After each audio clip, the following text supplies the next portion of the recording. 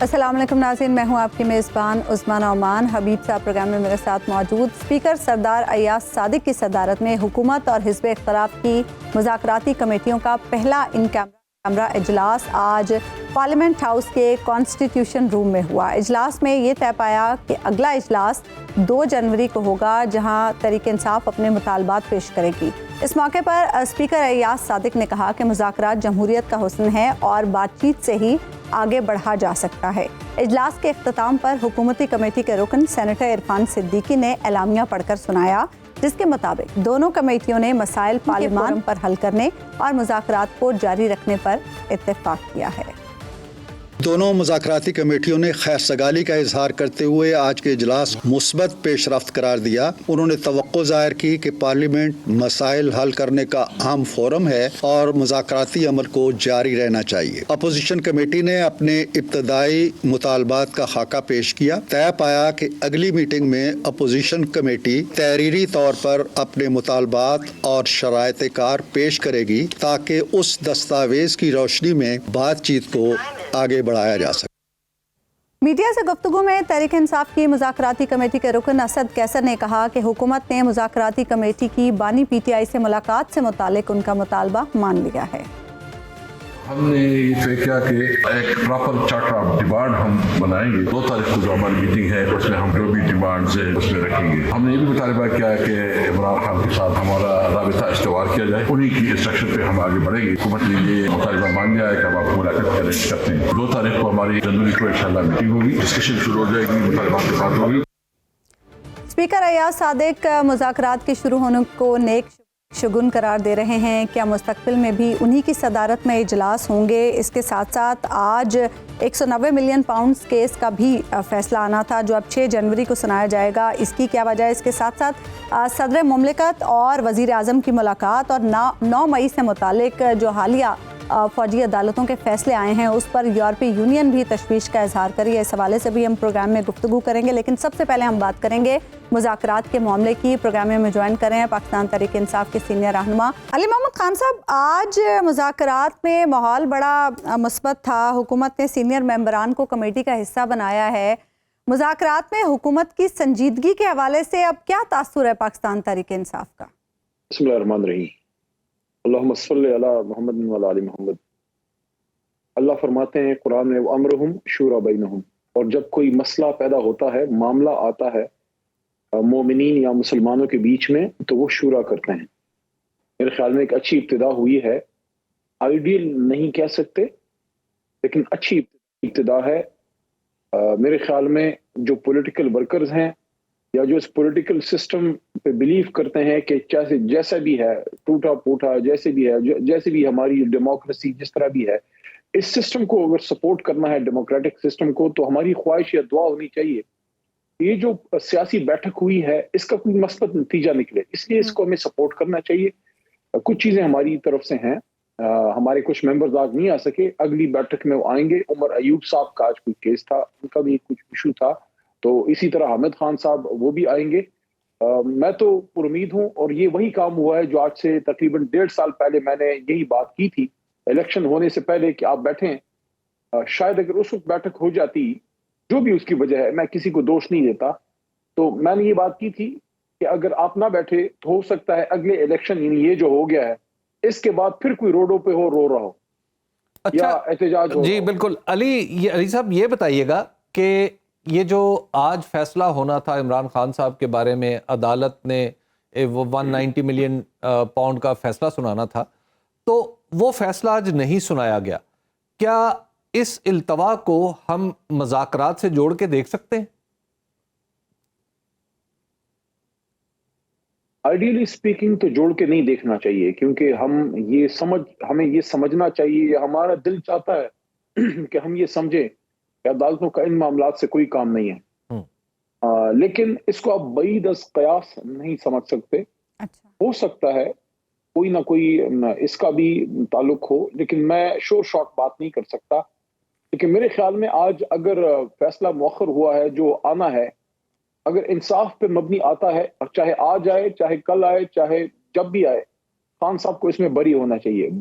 باقی خدا نخواستہ اگر آج کوئی منفی سا فیصلہ آ جاتا، میرے خیال میں اس کا مذاکرات پہ اثر اچھا تو نہ ہوتا۔ ٹھیک ہے، اچھا تو یہ بتائیے گا کہ حکومت نے آپ کو کہا، حکومت نے آپ سے چارٹر آف ڈیمانڈ مانگا ہے، حکومت کے اپنے مطالبات بھی کچھ سامنے آئیں گے یا آئے ہیں؟ دیکھیں، حکومت کے جو مطالبات ہیں اس کا تو مجھے علم نہیں ہے۔ وہ جو ہمارے ممبران آئے ہیں، اسد صاحب اس میں تھے، تو شاید وہ بریفنگ دیں ہماری کور کمیٹی یا پولیٹیکل کمیٹی کو، دونوں کا میں حصہ ہوں تو مجھے میرے پھر نالج میں آ جائے گا۔ میری ابھی تک اسد قیصر صاحب سے ذاتی طور پہ بات نہیں ہوئی، لیکن ایک بات میں اپنی طرف سے ایڈ کرنا چاہوں گا۔ میرے خیال میں میری تجویز ہوگی اپنی اس کمیٹی کو، جو ہماری کمیٹی ہے، کہ اس میں اسیران کی رہائی بھی ہے اور اس میں جوڈیشل کمیشن بھی ہے، اس میں 8 فروری کے الیکشن کا جوڈیشل آڈٹ لازمی پوائنٹ ہونا چاہیے۔ اچھا یہ بھی بتائیے گا کہ کچھ ایسے مطالبات ہیں جو اپنی نوعیت میں سیاسی نہیں ہیں بلکہ وہ اسٹیبلشمنٹ سے منسوب کیے جاتے ہیں، مثلا کہ جی عمران خان صاحب کا جو ٹویٹر ہینڈل ہے وہاں سے کبھی کبھار بڑی سخت بات کر دی جاتی ہے، یا ایک مخصوص زاویہ ہے جس سے روشنی حالات پر نہ ڈالی جائے تو بہتر ہوگا۔ تو اس طرح کی چیزیں بھی کیا آپ کو لگ رہا ہے کہ یہ جو کمیٹی آپ کی پارٹی کی ہے یہ ان کو طے کر سکتی ہے؟ اسد قیصر صاحب نے جناب عمران خان صاحب سے ملاقات مانگی ہے اس کمیٹی کے لیے۔ کمیٹی میں وہ موجودہ پیش رفت جتنی بھی کوئی ہوئی ہے، وہ نیلسن منڈیلا صاحب نے کہا تھا نا کہ journey of 1000 miles starts with a single step. I hope it's not a journey of 1000 miles. I hope it's a journey of few miles. لیکن اچھی ابتدا ہے۔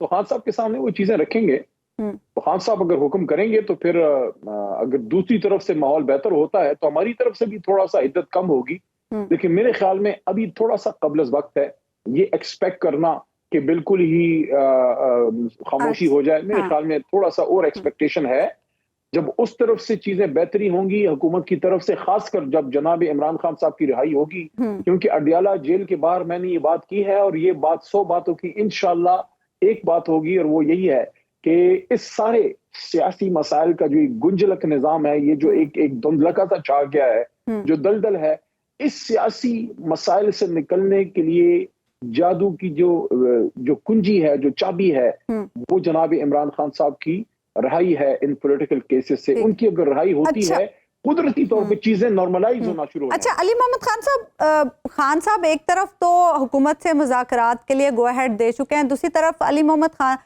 معاف کیجیے گا علی امین گنڈا پور صاحب کو انہوں نے ٹاسک دیا ہے اپوزیشن جماعتوں سے بھی رابطے کا، اپوزیشن سے بھی مذاکرات پیرالل چلیں گے، کس پوائنٹ پر انگیج کرنا چاہ رہے ہیں خان صاحب اپوزیشن کو؟ انشاءاللہ رابطہ تو ہمارا کافی عرصے سے ہے، یعنی کہ کوئی ایسی اپوزیشن کی جماعت ہے نہیں جو یہ کہہ سکے کہ تحریک انصاف نے ان کو پولیٹیکلی انگیج نہیں کیا۔ ابھی حال ہی میں قومی اسمبلی میں نے جناب مینگل صاحب کے بارے میں بھی یہ بات کی ہے کہ دیکھیے، اور حبیب صاحب بھی شاید اس کی بات کی نزاکت کو سمجھتے ہیں، یہ ایک عطا اللہ اختر جان مینگل کا استعفیٰ نہیں ہے، یہ نو کانفیڈنس ہے بلوچستان کے ایک بڑے حصے کا اس سسٹم پہ۔ خدارا آپ ان سے استعفیٰ ان کا قبول نہ کیجئے، آپ ان سے بات کیجئے، ان کو لائیے ٹیبل پہ، ان سے بات کیجئے کیوں استعفیٰ دے رہا ہے۔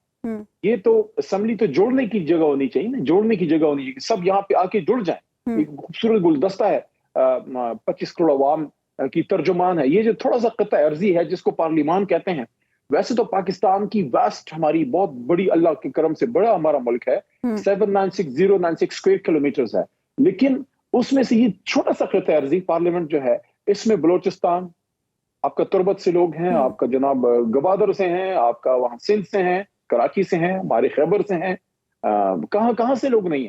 تو یہاں سے کوئی ناراض ہو کے نہ جائے، یہاں سے اگر ناراض ہو کے چلا گیا تو اس کا پھر نقصان ریاست کو ہے، ملک کو ہے۔ تو اس لیے ہم تو سب کو انگیج کر رہے ہیں۔ ہم جمعیت علماء اسلام یہ بتائیے گا علی محمد خان صاحب کہ جمعیت علماء اسلام کے اور جو گروپ سمیع الحق گروپ کے ساتھ ہماری انگیجمنٹ کسی نہ کسی لیول پہ خیبر پختونخوا کی حد تک ہے، تمام جماعتوں کے ساتھ ہماری انگیجمنٹ، اچکزئی صاحب کے ساتھ تو آپ کو پتہ ہی ہے کہ ہماری ہے، علی محمد خان صاحب، شرانی صاحب کے ساتھ ہے. جی علی محمد خان صاحب یہ بتائیے گا کہ حکومت تو چلیے آپ کو دے سکتی ہے 9 مئی پر کمیشن یا 26 نومبر پر کمیشن یا اسیران کی رہائی میں کچھ تعاون ہو سکتا ہے، آپ حکومت کو کیا دے سکتے ہیں اگر آپ اپوزیشن ہیں اور جو آپ پی ٹی آئی کا طرز عمل ہے وہ ہے احتجاج کا، ایجیٹیشن کا، تو کیا پھر آپ حکومت کو کچھ عرصے کے لیے سکون سے حکومت کرنے کا موقع دیں گے؟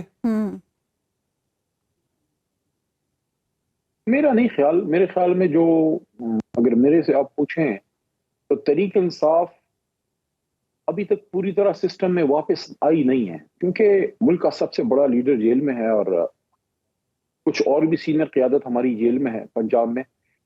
تو آپ نے پوچھا ہم کیا دے سکتے ہیں. دیکھیے ہم اس سسٹم کو، اس پورے نظام کو ایک لیجیٹمیسی دے سکتے ہیں اگر عمران خان صاحب آ کے یہ جو فاصلہ پیدا ہوا ہے پورے سسٹم کا، جس میں اسٹیبلشمنٹ بھی اس کا ایک حصہ ہے، اسٹیبلشمنٹ کو آپ آل ان آل نہ سمجھیں، اسٹیبلشمنٹ اس پورے سسٹم کا ایک لازمی حصہ ہے.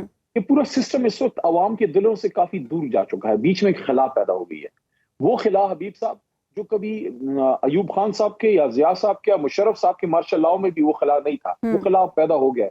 کیونکہ جب آپ پاپولر ترین لیڈر کو آپ دور کرتے ہیں اس طریقے سے اور اتنے لمبے عرصے کے لیے، تو عوام کے اندر ایک بے چینی پیدا ہوتی ہے. وہ خلا عمران خان دور کر سکتے ہیں. اچھا، قوم اور ادارے واپس نزدیک جا سکتے ہیں. ملک کا نظام جو سب سے امپورٹنٹ چیز ہے، دیکھیں ہر چیز نارملسی چاہتی ہے. ملک کا نظام واپس ڈی اسکیلیشن کی طرف جا سکتا ہے، نارمل چیزیں ہو سکتی ہیں، ڈیموکریٹک پروسیس آگے جا سکتا ہے. گارنٹر کون ہے ان مذاکرات کا؟ علی محمد خان صاحب، جب بھی مذاکرات ہوتے ہیں کوئی نہ کوئی گارنٹر بھی ہوتا ہے مذاکرات کا. گارنٹر کی بات پہ رابطہ ٹوٹ گیا.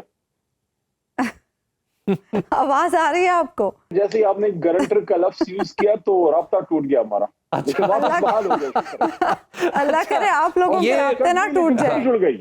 یہ بتائیے گا کہ لائن کٹ گئی لیکن پھر جڑ گئی. اچھا، اس کا مطلب ہے کہ پازیٹیولی اس کا مطلب آپ بات سمجھ جائے. وہ یہ بتائیے علی محمد خان صاحب کہ یہ جو ایک طرف حکومت کے لوگ ہیں، ایک طرف آپ کے لوگ ہیں، آپ کے جب لوگوں کی میں فہرست دیکھتا ہوں تو مجھے اس میں نظر آتا ہے کہ اس میں یعنی اس میں اپنے موقف پہ جم جانے والے لوگ ہیں لیکن جو بات کرنے کا ڈھنگ اور ہنر جانتے ہیں. دوسری طرف ابھی تک حکومتی کمیٹی میں اضافے کی خبریں آ رہی ہیں، کبھی 5 6 7 تھے، ابھی کہا جا رہا ہے اعجاز الحق صاحب اور خالد مقصی صاحب بھی آ جائیں گے. تو کیا آپ بھی کمیٹیاں اوپر نیچے کرتے رہیں گے اس طرح؟ اگر کمیٹیوں کی ممبرشپ بدلی جاتی رہے گی تو پھر بات آگے کیسے بڑھے گی؟ حبیب صاحب، جب بھی ہم لوگوں نے بھی کبھی اب پارٹی کے اندر کوئی کمیٹی تھوڑی سی ڈس فنکشنل کرنی ہو تو اس میں بندے بڑھا دیتے ہیں. اچھا، ہاں، جتنے بندے کم ہوں گے اتنا فیصلہ جلدی ہوگا. جی، ایک دوسرے پہ اعتماد ہونا چاہیے. حبیب صاحب دیکھیں، آپ میرے بھائی ہیں نا، دوست ہیں، اگر آپ ایک جگہ چلے جائیں میری نمائندگی کرنے، مجھے اس پہ اعتماد ہونا چاہیے. مجھے کوئی ضرورت نہیں ہے کہ ساتھ میں کاشف عباسی کو بھی بھیجوں، ساتھ میں ڈاکٹر دانش کو بھی بھیجوں. اس طرح میں مثال دے رہا ہوں، ایک بھی کافی ہے، ون از سفیشینٹ. تو جتنے کم ہوں گے، یہ میری رائے ہے، بس کوئی سے ایگری نہ کرے، کوئی بھی ایگری نہ کرے، سب کو کہہ رہا ہوں، لیکن میری رائے ہے جتنے کم ممبران حکومت رکھے گی ہم ریزلٹ کی طرف جلدی پہنچیں گے. اچھا، اعتماد کی فضا اب کافی بہتر نظر آ رہی ہے. اس کا اگر میں ان مذاکرات کا دیباچہ اگر کہوں تو پچھلا اسمبلی کا اجلاس تھا جس میں تلخ و شیریں باتیں بھی ہوئیں لیکن لہجوں میں ایک خاص طرح کا رکھ رکھاؤ رہا. تو یہ جو اعتماد کی فضا پیدا ہو رہی ہے، اس کو کوئی سبوٹیج نہ کرے، اس کا کوئی ارینجمنٹ آپ لوگوں نے کیا ہے حکومت کے ساتھ مل کر، یا اپنے اپنے طور پر ہی آپ سمجھتے ہیں کہ اس فضا میں، اس انداز میں ہی کام آگے بڑھے گا؟ اور اس میں ایڈ یہ کرنا چاہوں گی کہ پی ٹی آئی کے بارے میں لوگوں کا خیال ہے کہ صبر و تحمل کا مظاہرہ نہیں کرتی تو سپوائلرز ایزیلی سپوائل کر سکتے ہیں. نہیں، یہ جو جس طرح ایک میں ایز اے سول انجینئر اگر آپ کو کہوں کہ جس طرح ہم جو ڈیمز ہوتے ہیں اس میں ایک سپل وے ہوتی ہے تاکہ اور برڈن نہ ہو جائے سسٹم اور پانی اس میں سے نکل سکے تاکہ پورا آپ کا ڈیم ہی نہ ڈیمیج ہو جائے. اسی طرح پورے یہ جو مذاکراتی نظام ہے اس کے اندر بہت خوبصورت بات کی ہے حبیب صاحب نے کہ اس کو ایک پروٹیکشن دینے کے لیے میرے خیال میں ابھی تک اس پہ اس طرح سے چونکہ مذاکرات آج شروع ہوئے ہیں، اس پہ کام کرنے کی ضرورت ہے. کہ کوئی سسٹم ایسا ضرور ہونا چاہیے کہ اگر کوئی ایسی چیزیں ہوتی ہیں، ماضی میں ہمیشہ جب مذاکرات ہوئے ہیں تو اس میں اسپوائلرز بھی ایکٹیو ہوئے ہیں، تو ساری تو نہیں چاہتے نا کہ مذاکرات سے مسئلہ حل ہو، کوئی تو یہ بھی چاہتے ہیں کہ خدا نہ کرے، اللہ معاف کرے، پاکستان میں کوئی اور مسئلے پیدا ہوں. یہ جو خون بہا ہے، کوئی تو تھا جو گولی چلا رہا تھا نا جی، کوئی تو تھا جو یہ سب کچھ کر رہا تھا. تو اس کے لیے ہمیں محتاط رہنا ہوگا.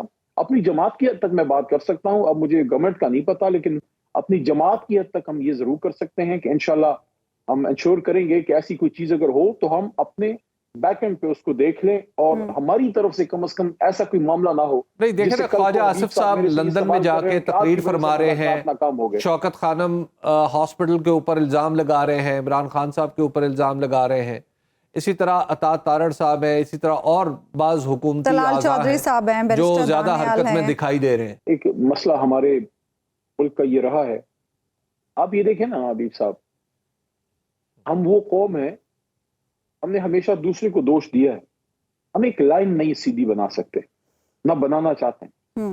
حالانکہ اگر ہم ایک لائن سیدھی بنا لیں تو سب کو آسانی سے اپنا نمبر مل جائے اور گاڑیاں بھی سیدھی چلے سارا.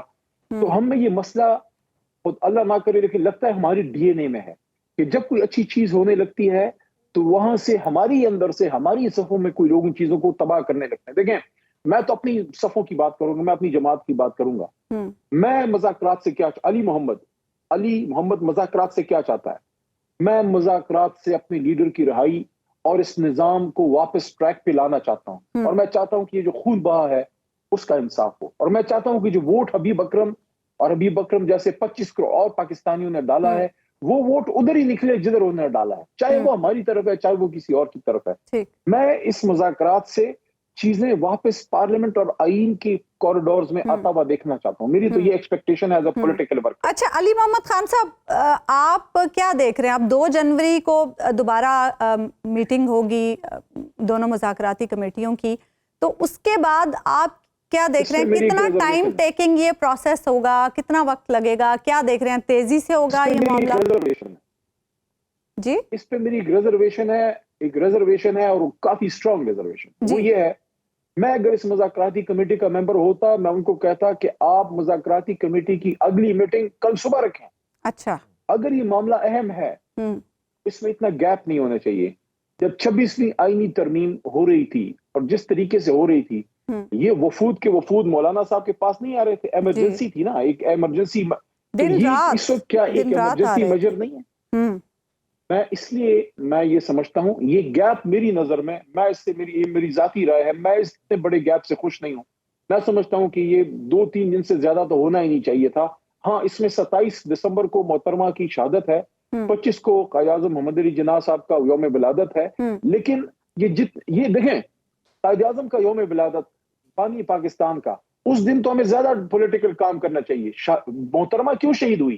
اس ڈیموکریسی کے لیے شہید ہوئی. اس دن ہمیں ملک کے لیے زیادہ کام. یہ جو ہمارے ذہن میں ایک سوچ ہے نا حبیب صاحب کہ ہم چھٹیوں کے بڑے شوقین ہیں، ہمیں، حالانکہ ہمارا دین ہمیں کیا سکھاتا ہے؟ ہمارا دین کہتا ہے صرف جمعے کی نماز کے لیے تھوڑا سا وقفہ ہے، اور پھر اللہ کہتا ہے کہ پھیل جاؤ رزق کے لیے.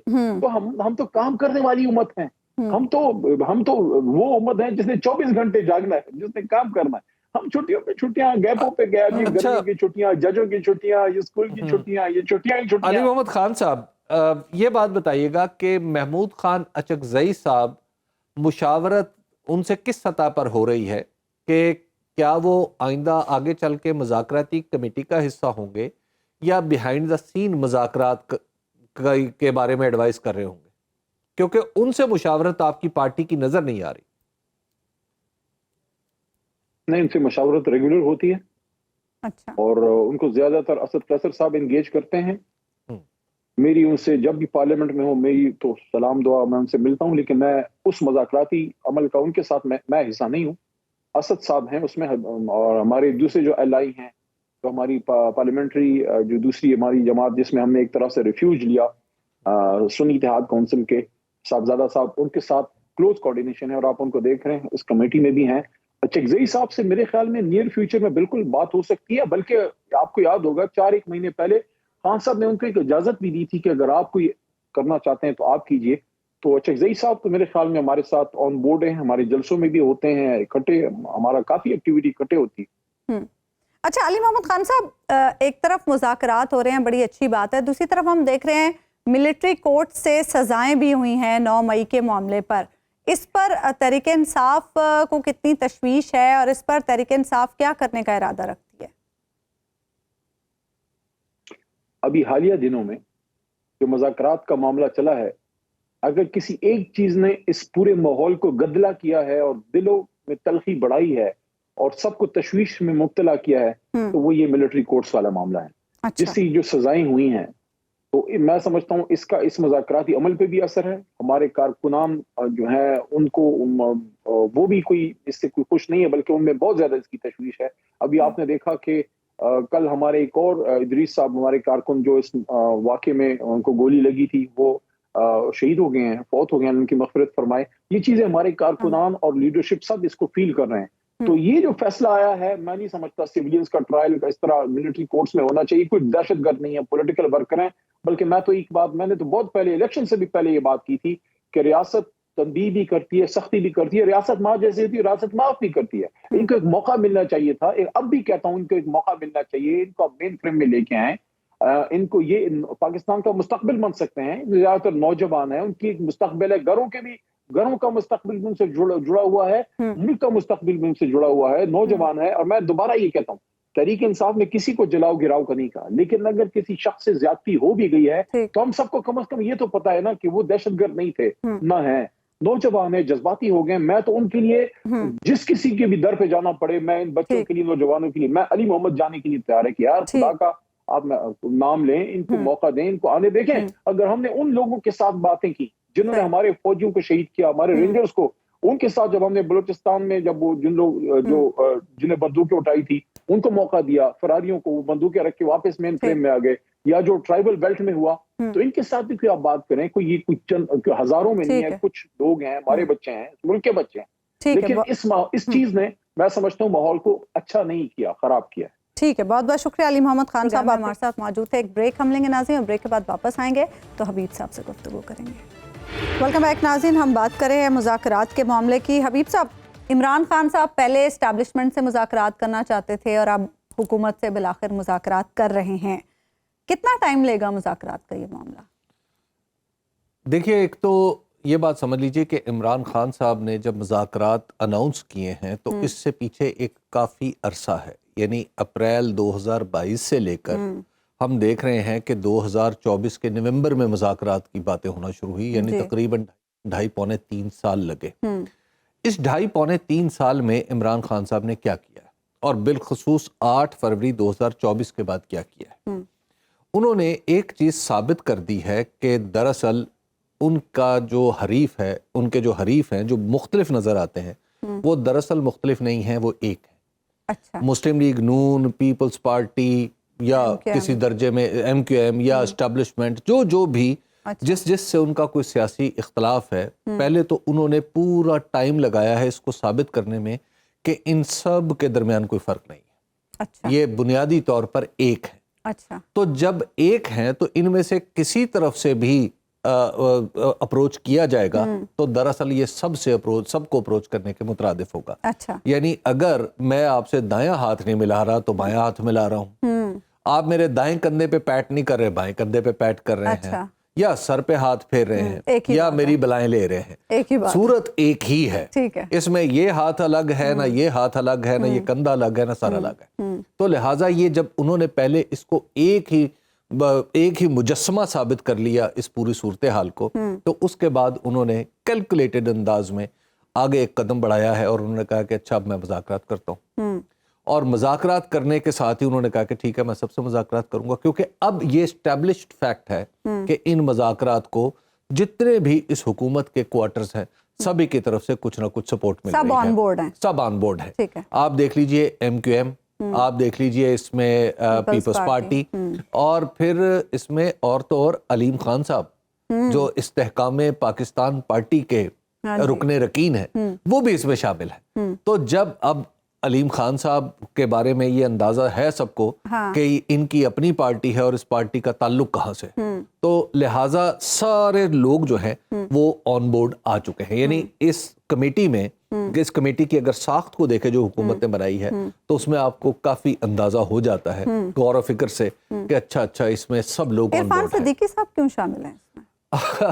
عرفان صدیقی صاحب کو شاید اس لیے شامل کیا گیا ہے، جو اس کی وجوہات ہیں وہ یہ ہے کہ میں نے کچھ لوگوں سے پوچھا کہ جناب عرفان صدیقی صاحب کو کیوں شامل کیا، انہوں نے کہا بجائے اس کے کہ باہر رہ کے چیزوں کو سپوائل کرتے رہے، اچھا ہم انہیں کہتے ہیں کہ یہ اندر بیٹھ کے نوٹس بناتے رہے، تو اس وجہ سے آج انہیں یہ بھی کہا گیا کہ آپ پریس ریلیز پڑھ کے سنائیں، اور پریس ریلیز لکھی ہوئی بھی انہی کی تھی شاید، تو انہوں نے پڑھ کے بھی سنائی، تو بجائے اس کے کہ وہ انہوں نے باہر رہ کے وہ سپوائل کرتے رہتے چیزوں کو، انہیں اندر بٹھا دیا گیا ہے کہ اب آپ چلیں جی اندر بیٹھے رہیں اور سنتے رہیں اور پریس ریلیز آپ پڑھ کے سنا دیا کریں۔ اچھا، اور جو ٹائم کا سوال میں نے آپ سے پوچھا، کیونکہ ظاہر سی بات ہے بعض اوقات یہ ہوتا ہے کہ مذاکرات شروع ہوتے ہیں تو ایک لمبا عرصہ لگتا ہے، لیکن اب جو تحریک انصاف کی پوزیشن ہے یہ لوگ تو چاہیں گے کہ تھوڑا جلد یہ معاملہ کسی میرا خیال ہے تحریک انصاف سے زیادہ حکومت اور اس کے دیگر اعضاء یہ چاہیں گے کہ یہ معاملہ جلد از جلد طے ہو۔ اچھا، اس کی وجہ یہ ہے کہ ہم نے اپنی اندرونی سیاست کو جتنا الجھا دیا ہے اس کا نتیجہ یہ نکلا ہے کہ بیرونی دنیا اب ہماری سیاست کے بارے میں کنسرن ہوتی چلی جا رہی ہے۔ آپ دیکھ رہے ہیں کہ جو منتخب صدر امریکہ کے ہیں ٹرمپ، ان کی جو ٹیم ہے جو بھی انہوں نے اپائنٹ کی ہے وہ کس طرح ٹویٹر پہ بحثیں اور باریک بحثیں کر رہی ہیں، یہ آپ کو سگنل مل رہا ہے کہ امریکہ کا رویہ کیا ہوگا۔ یورپی یونین نے آپ کے ہاں جو فوجی عدالتوں کا معاملہ ہے اس کے اوپر بڑا سیریس کنسرن ظاہر کیا ہے۔ چین آپ کو پہلے سے مشورہ دے چکا ہے کہ جناب آپس میں آذرا ایک دوسرے کے ساتھ مل بیٹھیں۔ آگے پھر IMF کے معاملات ہیں، پھر اکانومی کے بارے میں آپ جو مرضی کہیں کہ جناب اکانومی بڑی عمدہ ہو گئی ہے، اصل بات یہ ہے کہ یہاں پر اکانومی عمدہ نہیں ہوئی، اکانومی بند ہو رہی ہے۔ تو ایسی صورت کو آپ کہیں کہ اکانومی بہتر ہو رہی ہے تو پھر آپ جو چاہے آپ کا حسن کرشمہ ساز کریں، کبوتر کی طرح آنکھیں بند کر کے تو کام نہیں چلتا۔ تو ریالٹیز آف لائف جو ہیں وہ تھوڑی سی آپ یوں کہیے کہ پورے سسٹم کو اوور پاور کر رہی ہیں۔ پھر اس کے ساتھ ساتھ جو خیبر پختونخوا کی اور بلوچستان کی صورتحال ہے وہ بھی پریشان کن ہے، اور وہ بھی ایک ہیلنگ ٹچ کا تقاضا کرتی ہے، ایک پولیٹیکل اسٹریٹجی کا مطالبہ کرتی ہے۔ تو ایسی صورت میں جو سسٹم کے اندر اس بات کی خواہش آہستہ آہستہ بڑھتی ہوئی نظر آ رہی ہے کہ ہم آگے بڑھیں اور آگے بڑھ کے معاملات کو درست کرنے کی کوشش کریں، تو لہٰذا اب یہ انگیجمنٹ جو شروع ہوئی ہے یہ خالی یہ بات نہیں ہے کہ پی ٹی آئی کو اس سے کوئی رعایت ملنی ہے، اس سے سسٹم کو بھی رعایت ملنی ہے۔ یعنی آپ کو لگ رہا ہے بامعنی مذاکرات ہوں گے، اور اس میں تیسرا جو اس کا پہلو ہے وہ اس میں ذہن میں رکھنا چاہیے ہمیں کہ خود پاکستان مسلم لیگ نون کی سیاست اسی مذاکرات سے واپس آ سکتی ہے۔ اس وقت تک نون لیگ جو ہے، پاکستان مسلم لیگ نون، وہ محض ایک وزن بیعت کے طور پہ کام کر رہی ہے۔ سب کو پتا ہے کہ وزیر اعظم کی کیا حیثیت ہے، سب کو پتا ہے اسپیکر کی کیا حیثیت ہے، سب چیزوں کا پتا ہے پوری اسمبلی کے حوالے سے۔ تو یہ اسمبلی اگر عمران خان جیسی سیاسی قوت جو اس وقت پاکستان میں سب سے بڑی ہے اور مرکزی ہے، جب اس سے انگیج ہوتی ہے تو اس کا مطلب ہے کہ ان کے وجود کی بھی افادیت تسلیم کر لی گئی، انہیں بھی ایک سٹیک ہولڈر تسلیم کر لیا گیا ہے۔ تو لہٰذا پولیٹیکل پارٹیز کا اپنا فائدہ ہے کہ وہ مذاکرات کریں اور اس سے آگے بڑھیں، اپنی سیاست کو بچائیں۔ اچھا ابھی صاحب، جب بھی مذاکرات ہوتے ہیں پاکستانی تاریخ میں تو آج تک ہم نے دیکھا ہے جب بھی کبھی کوئی مذاکرات ہوئے تو کوئی نہ کوئی گارنٹر بھی ہوتا ہے۔ اب سبھی آن بورڈ ہیں تو گارنٹر کون ہوگا اس میں؟ آپ کو نظر نہیں آ رہے علیم خان گارنٹر ہے؟ اچھا، اس میں آپ کو نظر نہیں آ رہی MQM بھی بیٹھی ہوئی ہے؟ اچھا، تو یہ گارنٹیاں ہی بیٹھی ہوئی ہیں۔ اچھا جی، آپ اس میں زیادہ پریشان نہ ہو، جی گارنٹیاں بیچ میں بیٹھی ہوئی ہیں۔ لیکن بات یہ ہے نا کہ ان گارنٹرز کو خان صاحب پہ یقین نہیں ہے، خان صاحب کی بھی تو گارنٹی مانگی جا رہی ہے نا، تو خان صاحب بھی تو گارنٹی مانگ رہے ہیں، ان کی گارنٹی کیا ہے؟ حالانکہ پی ٹی آئی تو بدرجہ اولا یہ استحقاق رکھتی ہے کہ وہ ان سے گارنٹی مانگے کہ جناب آپ کہاں پہ کھڑے ہوئے ہیں، کیونکہ آپ کے اندر جو بیشتر لوگ بیٹھے ہوئے ہیں وہ تو فارم 47 کی پیداوار ہے۔ ووٹ کا تکلف تو محض ایسے ہی تھا نا، ووٹ تو محض تکلف کے طور پر ڈالا گیا تھا، کیونکہ فارم 47 والے آدمی کے ساتھ مذاکرات کرنے کا کیا معنی؟ اس کا مطلب ہے کہ جس نے فارم 47 دیا تھا اس نے یہ مینڈیٹ بھی دے دیا ہے کہ جا کے بات کریں۔ اچھا، تو لہٰذا یہ ان کی گارنٹی مانگنی چاہیے بجائے اس کے کہ پاکستان تحریک انصاف کی، کیونکہ پاکستان تحریک انصاف کے پاس تو ووٹ ہے۔ لیکن اب یہاں پر سوال ایک اس سے بھی امپورٹنٹ ہے، وہ یہ اٹھتا ہے عظمیٰ کہ سوال کیا افراد کے بیچ میں ہوں گے یا اصول کے اوپر ہوں گے؟ یعنی کیا معاملہ اصول کے مطابق چلنا ہے یا افراد کے مفادات کے تابع رہنا ہے؟ تو اگر تو یہ افراد کے مفادات کے تابع رہنا ہے تو پھر تو یہ مذاکرات بمشکل کامیاب ہوتے دکھائی دیں گے. لیکن مجھے ایسے لگ رہا ہے کہ اب مطالبات، یہ جو مذاکرات ہیں، یہ افراد کے ساتھ ساتھ ایک اصول کا بھی دھیان رکھیں گے. اچھا، تو جب اصول آئے گا تو اس میں ڈیفینیٹلی بہت سارے افراد کی پسندیدگی اس کو شاید نہ مل سکے، اس حل کو جو بھی نکل کے سامنے آئے گا، لیکن الٹیمیٹلی یہ ضرور ہوگا کہ وہ حل سب کے لیے قابل قبول ہوگا.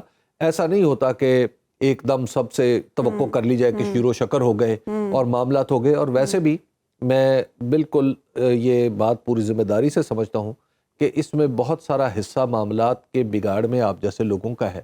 جو آپ سمجھتے ہیں نا کہ ہر تجزیہ کار کو بال ٹو بال کمنٹری کرنی چاہیے، ایک بال آئی ہے ابھی اوور ہوا نہیں لیکن یہ بتا دے کہ جناب اگلے اوور میں اتنے سکور ہوں گے اور اتنی وکٹیں لی جائیں گی. ہم جیسے لوگ تو حبیب صاحب امید قائم رکھے ہوئے ہیں، کیونکہ امید پر ہی دنیا قائم ہے. ایک بریک لیں گے ہم ناظرین، اور بریک کے بعد واپس آئیں گے تو گفتگو کے سلسلے کو ہم آگے بڑھیں. ویلکم بیک ناظرین. اب بات کریں گے پاکستان سپورٹس بورڈ اور پاکستان اولمپک ایسوسی ایشن کے تنازع کی. گزشتہ ہفتے پاکستان سپورٹس بورڈ نے انٹرنیشنل اولمپک کمیٹی اور اولمپک کونسل آف ایشیا کو ایک خط لکھا تھا جس میں پاکستان اولمپک ایسوسی ایشن کے انتخابات کے لیے ووٹرز لسٹ پر اعتراض کیا گیا تھا. ذرائع کے مطابق حکومت پی او اے اور فیڈریشنز کے درمیان تنازع کے حل کے لیے کوششیں کر رہی ہے.